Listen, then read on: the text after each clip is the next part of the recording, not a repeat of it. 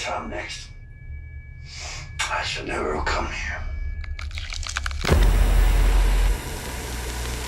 Eh bien salut à toutes et à tous, c'est Jean, c'est Moketo pour parler de tout, mais surtout on se retrouve pour une nouvelle critique. On va parler d'un film que j'ai eu la chance d'aller voir au cinéma. Je dis la chance parce que nous, pauvres Français, nous avons eu la possibilité de voir ce film uniquement sur 2 jours. Voilà, le film était disponible uniquement sur un week-end au cinéma. Voilà, je connais pas les tenants, les aboutissants. Est-ce que c'est une question de distributeur? Est-ce que c'est une question de droit? Je ne sais pas. C'est dommage parce que bah, le film... c'était un véritable phénomène aux États-Unis, donc c'était quand même l'occasion de, je sais pas, de reproduire potentiellement la même chose en France. Et puis surtout, c'est un film unique. Moi, c'est véritablement aussi pour ça que je voulais absolument aller le voir et que je voulais vous en parler. C'est parce que c'est un film complètement unique, un film d'horreur qui pourtant n'est pas forcément macabre, mais là, honnêtement, plus original, tu meurs, hein, j'ai envie de te dire. Alors, pour ce qui est de l'histoire, on va suivre les aventures. Enfin, les aventures. Todd est un jeune homme souffrant d'une maladie respiratoire. Il quitte donc New York pour la campagne. Il s'installe dans la maison rurale et inhabitée de son défunt grand-père. Il est accompagné d'Indy, son retriever de la Nouvelle-Écosse adoré. Vera, la sœur de Todd, s'inquiète de son isolement, la croyant hantée et responsable de la mort de leur grand-père. Indy perçoit immédiatement une présence dans la maison, se manifestant souvent par des ombres et apparaissant parfois sous la forme d'une silhouette sombre et squelettique trempée de boue. Donc vous l'aurez compris, c'est ce qui fait l'originalité de ce film d'horreur, c'est qu'on va être du point de vue d'un chien. C'est un film d'horreur où on va être du point de vue d'un chien qui voit son maître se faire en quelque sorte posséder par une entité à l'intérieur d'une maison en campagne hantée. Et alors, on va parler pour une fois d'abord de ce qui va un petit peu moyennement, dans le sens où, oui, ok, l'histoire n'est pas fantasmagorique, elle n'est pas hyper originale, elle n'est pas hyper recherchée, et surtout, étant donné qu'on est du point de vue d'un chien, eh bien, on va pas avoir une multiplication de personnages folle. Hein, c'est un film assez basique, aussi bien dans son intrigue que dans son casting et que dans les différents décors. Donc voilà, c'est pas un film qui va déborder de grands spectacles, mais par contre, c'est un film qui va déborder de créativité grâce aux barrières que s'impose ce film, à savoir être du point de vue d'un chien. Je me suis un petit peu renseigné sur ce film avant de vous proposer cette critique, et il faut savoir que déjà, le film, alors ça se voit de toute façon, hein, mais le film a été extrêmement peu coûteux, hein, ça a été vraiment une production minime. Il y avait très peu de personnes sur le plateau. Quand je dis très peu, c'est le réal, le comédien, je crois que c'est la femme du réal qui faisait qui était la chef-op, et le chien. Donc 3 humains, un chien, beaucoup de scènes, c'était uniquement ça. Donc autant vous dire que sur un tournage, c'est vraiment c'est le strict minimum. C'est vraiment le strict minimum.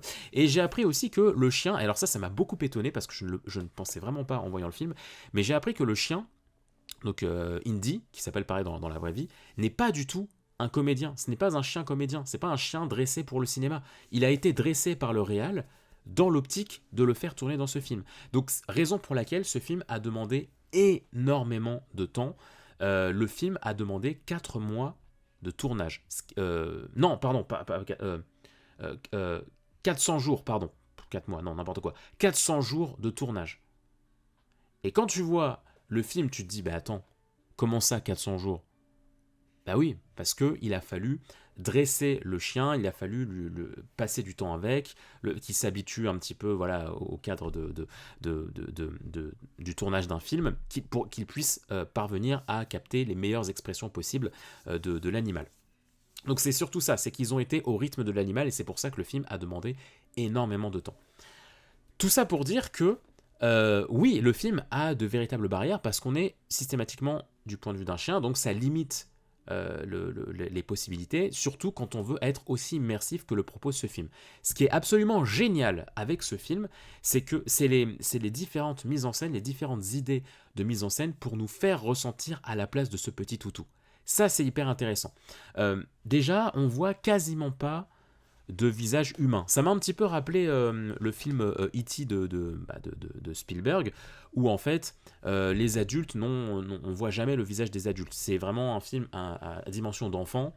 Du coup, tous les comédiens enfants, on voit leur visage et tout, mais dès il est question d'adultes, policiers, les parents, les professeurs, etc., là on voit pas leur visage. C'est filmé à hauteur d'enfant. Donc on voit les jambes, on voit les pieds, on voit les silhouettes, mais on voit jamais les visages des adultes dans E.T. Et ben là, il y a un petit peu de ça. Il y a un petit peu de ça, c'est-à-dire que régulièrement, enfin quasiment tout le temps, le film va être malin pour nous cacher le visage des personnages, le visage des humains, comme si, eh bien, on essayait de nous faire comprendre que c'est pas le visage qui compte, c'est la personne, c'est l'entité qui compte pour l'animal.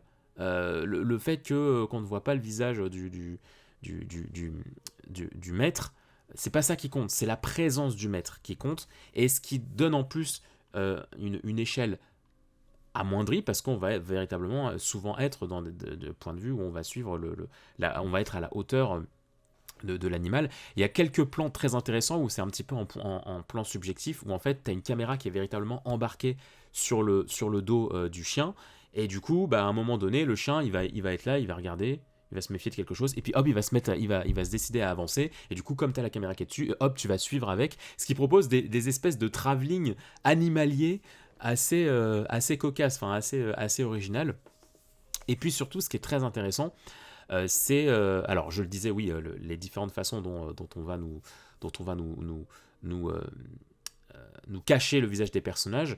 Notamment, je pense notamment à un plan où en fait on va voir le reflet du maître depuis le reflet d'une télé, dans le reflet d'une télé. Donc ce qui fait qu'on voit la personne, on voit qu'il y a l'être humain, mais on ne distingue pas suffisamment son visage. Et c'est plein de petits trucs comme ça, de petites astuces un peu diverses et variées, pour que jamais on ne voit les humains véritablement dans, euh, dans le film. Ce qui aussi est une façon d'appuyer l'horreur, et là on va rentrer dans le vif du sujet, c'est les différentes façons. Alors le film n'est pas extrêmement effrayant, hein. Il n'y a pas... Il n'y a pas vraiment de choses gore, hein. Il y a pas, je trouve que ça va, personnellement ça va, je suis un peu une petite nature, et honnêtement, je trouve qu'on s'en sort.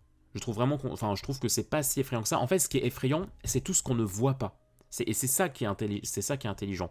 Euh, Typiquement, eh bien, ce qui va être très intéressant, c'est les expressions du chien. Et c'est ça qui est très beau, c'est de voir à quel point un animal peut être autant expressif. Et on le voit en fait régulièrement, il dit dès qu'il y a un bruit dans la maison, une ombre qui passe, quelque chose de pas normal, et on le voit véritablement se dresser, observer, regarder vers son maître, essayer de réclamer la présence de son maître, il va essayer d'aboyer, il va essayer de pleurer un petit peu, et puis il va être voilà, sur la défensive, et puis il va avancer timidement, et puis un peu plus rapidement, et puis il va lever la tête, enfin, c'est toutes sortes d'expressions comme ça. On est sur de l'instinct pur en fait. Comme c'est un animal, on est sur de l'instinct pur. On n'a pas l'impression d'être dans du jeu, de voir un personnage jouer. On est sur de l'instinct animal, c'est-à-dire que quelque chose de bizarre se passe, donc on s'arrête, dès qu'on voit la chose apparaître, on s'arrête, on se méfie, et on est un petit peu dans le qu'est-ce que je fais. Qu'est-ce que je fais? Je préviens mon maître, je vais voir, ouais, mais mon maître il m'écoute pas, qu'est-ce que je fais? Et, euh, et ça, j'ai trouvé ça hyper original en fait, comme façon d'appuyer l'horreur, c'est de nous présenter un petit être craintif, mais qui en même temps est courageux, a envie de secourir son maître, et donc va un petit peu partir seul à l'enquête de ces choses anormales. Ce qui appuie aussi sur le côté inquiétant, c'est que Indy, comme c'est un chien, il n'arrive pas à se faire comprendre. Et comme il y a ce contexte de son maître est malade, il est fatigué, etc., ça fait que, en fait, plein de fois, le chien essaye de se faire comprendre, essaye de manifester son inquiétude, son mal-être, son malaise, mais il se fait pas comprendre. Il n'arrive pas à se faire comprendre parce que c'est un chien et parce que son maître est dans une phase un petit peu particulière. Ça aussi, j'ai trouvé ça assez intéressant. La maladie que traverse le maître, donc Todd, est intéressante parce que...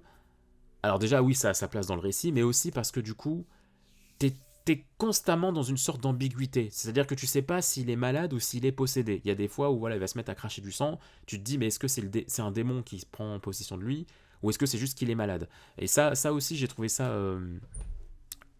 plutôt original. Euh, mais donc ouais, je trouve que c'est une expérience unique. C'est vraiment un film que je recommande à tout le monde parce que c'est pas du film muet, mais c'est presque tout comme parce que le personnage principal, j'ai ma lumière qui m'a quitté là, c'est le démon là, qui arrive là, sauf que j'ai pas de chien pour me protéger, fuck. C'est véritablement le, le, le chien qui ne peut pas communiquer, qui va communiquer uniquement via son regard, via ses expressions, via ses aboiements, via sa façon de se comporter. Et bah, mine de rien, je trouve ça très réussi. Et c'est pour ça, encore une fois, que j'ai été très étonné de voir que c'était pas du tout un chien de cinéma. Ça m'a impressionné de recevoir cette information parce que waouh, le travail effectué est assez grandiose. Et puis, encore une fois, comme tu es de la dimension d'un être à quatre pattes, et bah tout te paraît grand aussi. Il y a ça aussi, c'est que les dimensions sont faussées, ne sont pas les mêmes que nous. C'est-à-dire que là où un salon tranquille, vide, bon, ça peut se gérer d'une dimension humaine, mais quand t'es un petit toutou à quatre pattes et que tu peux pas te faire comprendre, et bah tout de suite, un salon avec un escalier et tout qui monte dans la pénombre ou une cave, ça prend des dimensions différentes. Donc voilà. Et puis mention spéciale quand même pour la fin. La fin qui... Elle n'est pas exceptionnelle, mais je l'ai trouvée assez originale et puis touchante en fait. Dans ce que ça veut raconter, dans le contexte de ce que ça veut raconter. Ouais, j'ai trouvé la fin quand même assez touchante. Pas exceptionnelle, mais assez touchante. Donc non, je vous recommande à fond ce petit film d'horreur. Je félicite toutes les idées de mise en scène pour créer le malaise. Ça fonctionne très bien. Alors je recommande ce film un petit peu tard. On est en novembre, on n'est plus du tout dans le mois d'Halloween. Désolé, je prends un peu de retard sur les critiques. C'est une catastrophe parce que oui, je l'ai vu le 10 octobre. Hein. Je l'ai pas vu en streaming et tout. Je l'ai vu. Ça fait quasiment un mois que je l'ai vu. Donc je suis à la bourre. Il y avait le Yoko Factory et tout qu'il fallait que j'avance. Donc voilà, désolé. Mais en tout cas, je tenais à vous faire cette critique parce que j'ai été vraiment agréablement surpris, j'ai été vraiment convaincu par ce film. Et puis le toutou, il est trop mignon, le toutou, il est trop beau, il est trop magnifique, il joue très très bien. Il joue très très bien. Voilà, j'espère que cette critique vous aura plu. Prenez soin de vous. N'hésitez pas à mettre un petit pouce en l'air, à visiter les différents contenus de la chaîne. Voilà, il y a plein de contenus pop culture qui vous attendent, donc n'hésitez pas à aller consulter le catalogue de la chaîne. Prenez soin de vous les gens, et à très vite. Ciao ciao.